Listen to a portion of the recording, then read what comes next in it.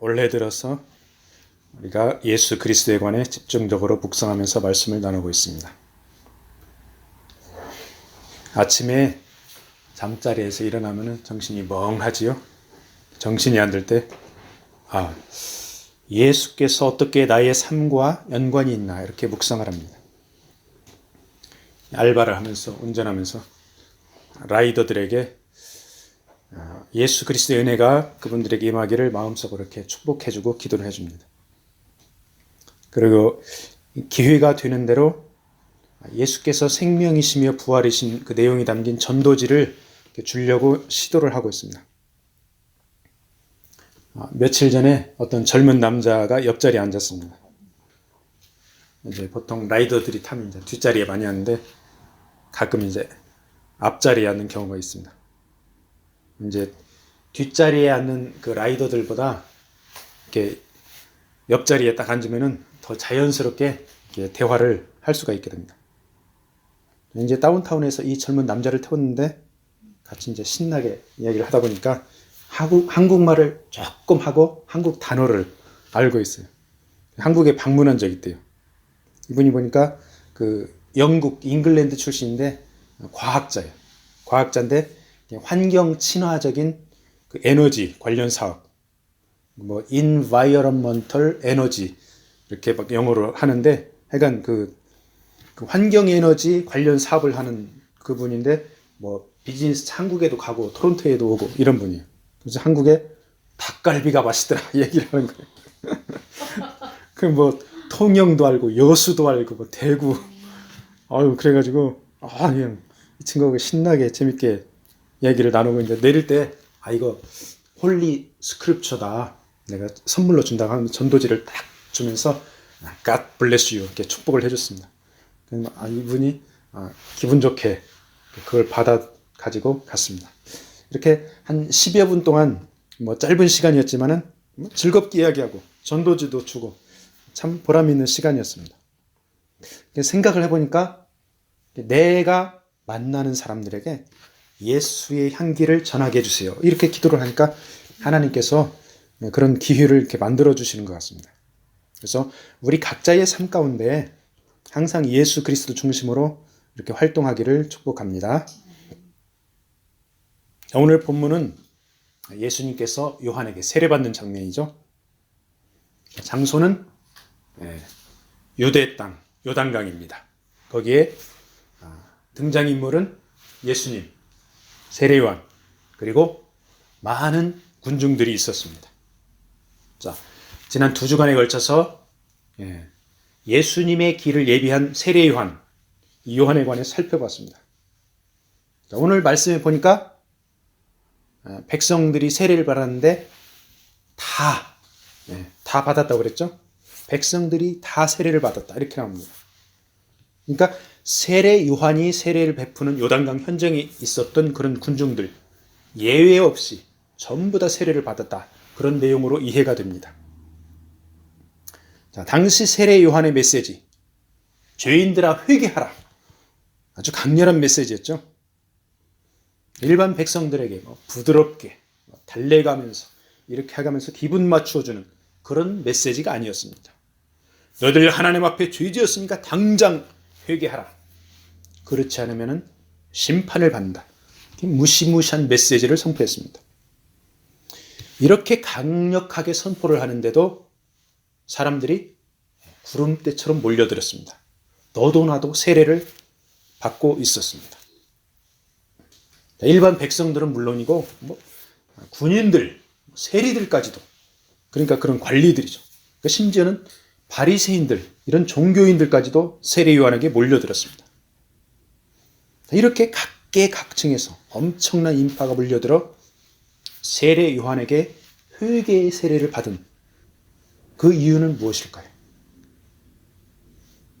하나님께서 이 군중들의 마음에 회개할 마음을 심어준 것입니다. 본인들이 생각해도 당시 유대 사회로 보니까 사회가 너무 불공정합니다. 죄악이 가득 차 있습니다. 내가 이렇게 살면 안 되겠지, 이런 마음이 본인들도 마음이 있었습니다.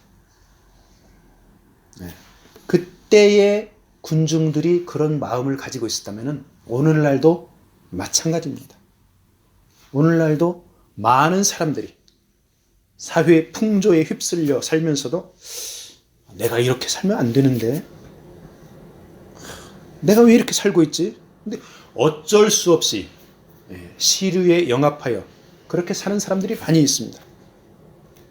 근데 하나님께서 그런 사람들을 우리에게 만나게 해주십니다. 그러면은 우리는 생명의 말씀, 복음을 전하고 예수 그리스도의 향기를 드러내면은 그런 사람들이 기꺼이 세례를 받고 새롭게 되기를 원하는 그런 사람들이 주변에 있습니다. 자, 세례는 새롭게 된다는 것입니다. 물에 잠겼다가 나오면은 죽었다가 다시 살아난 것처럼 회개하고 새롭게 된다는 것입니다. 그래서 우리는 새롭게 되기를 원하는 사람을 만나게 해달라고 기도를 합니다. 그리고 우리가 만나는 사람들과 대화할 때 민감하게 안테나를 탁 켜놓고 성령님께서 함께 하여 주시기를 기도하면서 예수 그리스도의 생명이 내가 대화하는 사람과 예수님의 생명이 전해져서 저 사람이 새롭게 되기를 그렇게 기도하면서, 마음속으로 기도하면서 그렇게 대화를 해야 합니다. 오늘 본문하고 비슷한 본문이 마태복음 3장 14절 15절에 나오는데 한번 읽어보겠습니다. 같이 마태복음 3장 14절 15절. 마태복음 3장 14절. 요한이 말려 이르되 내가 당신에게서 세례를 받아야 할 텐데 당신이 내게로 오시나이까. 예수님에게 하는 얘기입니다. 15절. 예수께서 대답하여 이르시되 이제 허락하라. 이제 허락하라. 우리가 이와 같이 하여 모든 의를 이루는 것이 합당하니라 하시니 이에 요한이 허락하는지라. 자, 요단강 현장에 있던 모든 사람들이 세례를 받고 나자 예수님이 세례 요한에게 요한, 나에게도 세례를 해줘. 이렇게 이야기하죠. 자, 일반 죄인들은 하나님의 선지자에게 세례를 받는 거 당연합니다. 그런데 예수님은 죄도 없고 흠도 없는데 하나님의 아들인데 그 예수님이 세례를 받기 원하는 것입니다. 요한은 예수님이 메시아인 것을 알고 그 길을 예비하고 있었기 때문에 예수님한테 예수님, 내가 예수님한테 세례를 받아야 됩니다. 이렇게 얘기하죠. 예수님이 뭐라고 합니까? 이제 허락하라. 이제. 메시아 예수님은 죄가 없는 하나님의 아들이지만은 인간의 몸을 입고 이 땅에 온 목적이 죄인들을 구원하시기 위함입니다. 그래서 그 죄인인 인간들과 완전한 일치가 되기 위해 죄인들이 받는 그 회개의 세례를 받아야 한다. 그 이야기죠. 자, 이제 허락하라고 말하는 예수님의 말 가운데 이제 비로소 하나님께서 계속 전에부터 예비하셨던 그 하나님의 때가 되었다. 그러니까 내가 세례를 받아서 하나님의 의를 이루어야 한다. 이렇게 말씀한 거죠. 예수님이 하나님의 의를 이루자 말씀했죠. 하나님의 의가 뭡니까? 요한이 죄 없는 하나님의 아들 예수님에게 세례를 베푸는 것, 이것이 하나님의 뜻입니다. 그 하나님의 뜻에 순종하는 것이 하나님의 의를 이루는 것입니다. 즉 예수님은 하나님의 뜻에 따라 사적인 생애를 마감하고 세례를 받음으로 메시아 직무를 공적으로 시작하는 공생애로 접어든 것입니다. 요한에게 세례를 허락해달라고 하는 예수님의 모습, 얼마나 겸손한 모습입니까? 하나님의 아들이 사람에게 세례를 받는 모습입니다. 그런데 이러한 세례를 하나님 아버지께서 원하셨습니다. 그래서 예수님은 겸손하게 그 뜻에 순종해서 요한에게 세례를 받고 하나님의 의를 이루고자 했던 것입니다.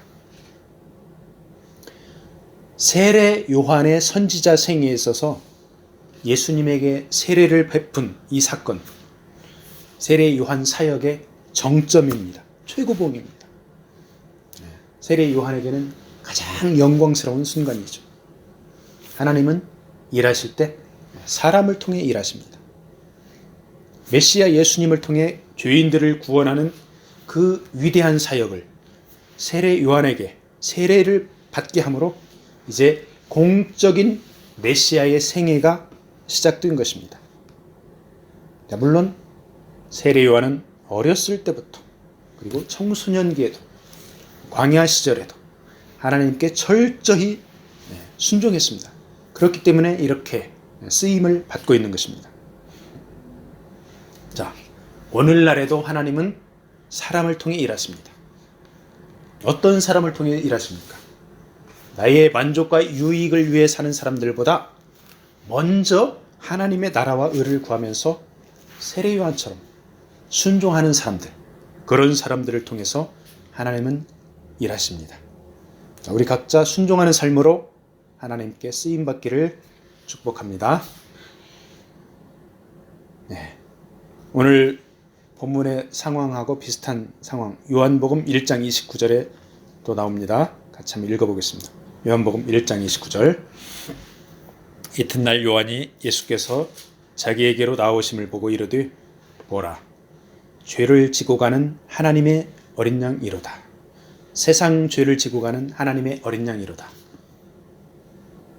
자, 세례 요한은 이 예수님에 대해서 세상 죄를 지고 가는 하나님의 어린 양이로다, 이렇게 선포합니다. 죄가 전혀 없는 하나님의 아들 메시아가 사람들의 죄를 짊어지고 어린 양의 희생을 당할 것을, 그래서 죄인들을 구원할 것을 선포한 것입니다. 자, 예수께서는 세례 요한의 이 예언대로 정확히 어린 양의 희생을 당합니다. 그리고 그 어린 양 예수 그리스도의 피로 죄인들을 구원의 길로 인도하십니다. 자, 당시 예수님의 세례받는 장면 한번 머릿속으로 그려보세요. 많은 사람들이 요단강가에 몰려 있습니다. 그 많은 사람들이 세례받는데 거기서 예수님도 세례받는 사람 중에 한 명이죠. 그러니까 예수님을 보면은 그 많은 사람들 중에 단 한 명에 불과합니다. 그 여러 사람들과 동일하게 그렇게 세례를 받고 있었죠. 그런데 예수님이 세례를 받고 나서 엄청난 반전이 일어났습니다.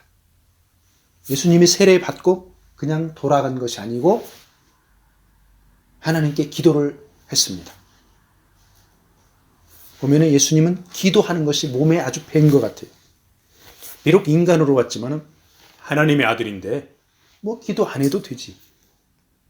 기도 안 해도 능력이 있을 거 아닙니까? 우리는 그렇게 생각을 할 수도 있습니다.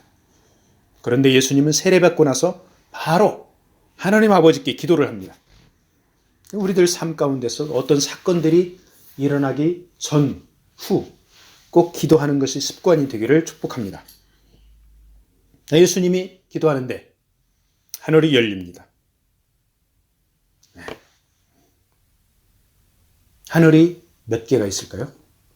눈에 보이는 하늘, 공중의 권세 잡은 사단이 있는 하늘, 그리고 사도 바울이 갔다 온 삼층천, 하나님의 보좌가 있는 하늘. 이렇게 성경 학자들에 따라서 여러 가지 견해가 있지만은 일단 세 군데의 하늘이 있을 거라고 생각을 해봅니다. 그 세 군데 하늘은 성경에 다 나와 있는 하늘입니다. 근데 하늘이 열려 있어요. 어떤 하늘이 열려 있을까요? 아마도 하늘의 보좌, 하나님이 계신 하늘, 그 하늘이 열리지 않았을까 이렇게 생각을 해봅니다.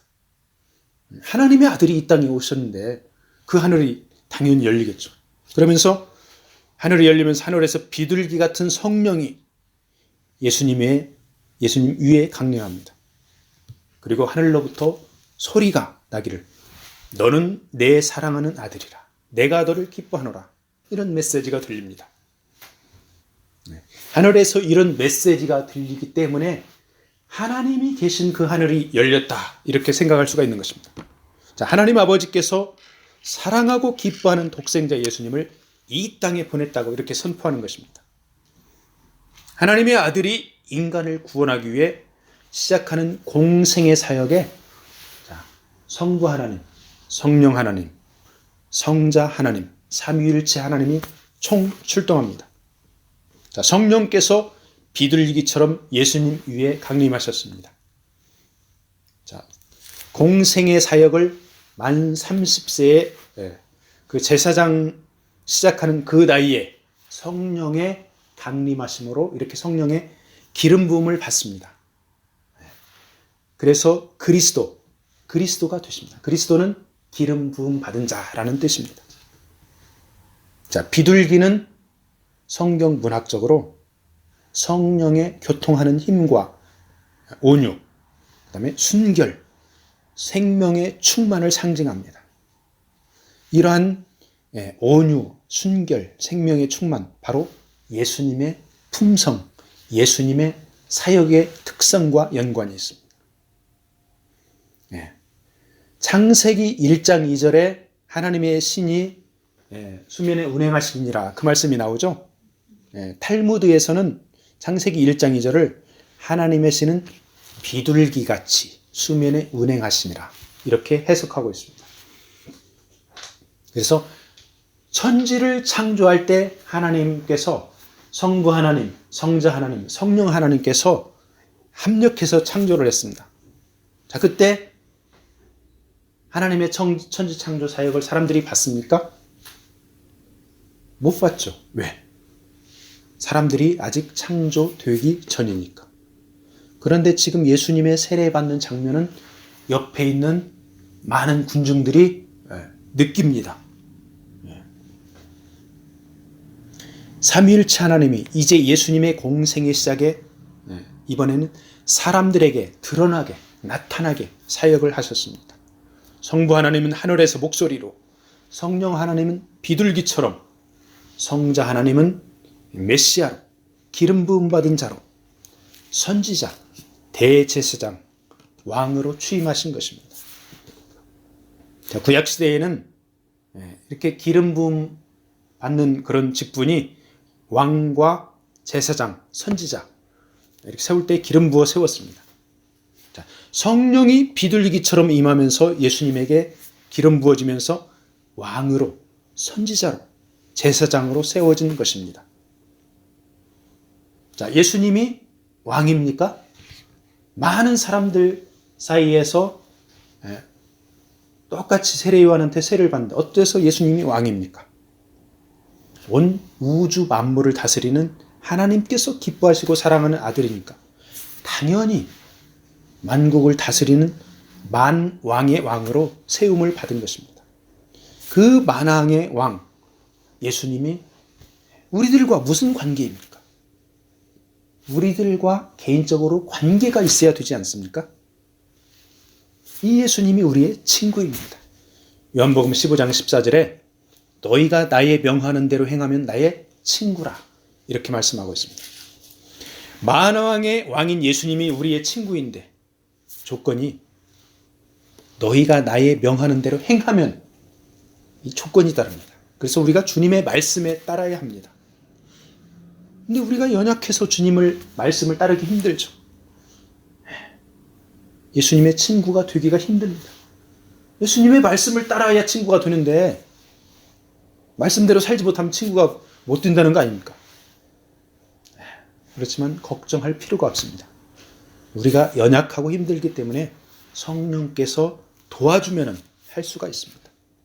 자, 만왕의 왕이 우리 친구인데 성령께서 도와주시는데 무슨 걱정과 두려움과 낙심이 있겠습니까?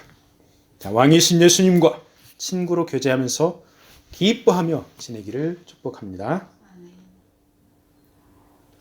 또한 삼위일체 하나님이 새로운 창조를 위해서 사역을 함께 하셨습니다.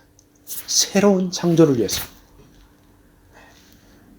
천지 창조를 옛날에 하셨는데 이번에 또 새로운 창조. 어떤 새로운 창조를 하십니까? 죄에 빠진 인간을 새롭게 창조하는, 즉 중생하여 구원에 이르게 하는 생명 사역입니다. 이 예수님이 3년간의 공생의 사역과 십자가 고난 그리고 죽음, 부활하심을 통해서 죄인들을 구원하셨습니다. 그게 바로 새로운 창조입니다. 히브리서 7장 27절 읽어드리겠습니다.